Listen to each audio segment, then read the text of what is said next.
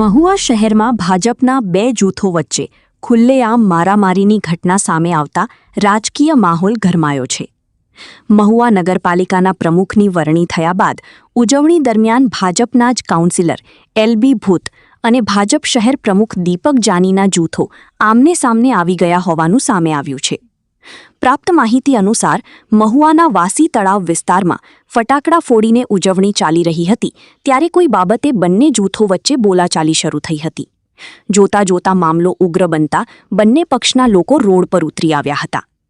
ઘટનામાં બંને જૂથો વચ્ચે લાકડીઓ, ધોકા અને પાઇપ વડે મારામારી થયાના દ્રશ્યો સામે આવ્યા છે. જાહેર માર્ગ પર થયેલી આ અથડામણને કારણે વિસ્તારમાં ભારે અફરાતફરીનો માહોલ સર્જાયો હતો. ખાસ વાત એ છે કે જ્યાં ઘટના બની તે સ્થળ નજીક જ પોલીસ ચોકી આવેલી હોવા છતાં પણ લાંબા સમય સુધી મારામારી ચાલુ રહી હોવાનું સ્થાનિકોમાં ચર્ચાઈ રહ્યું છે.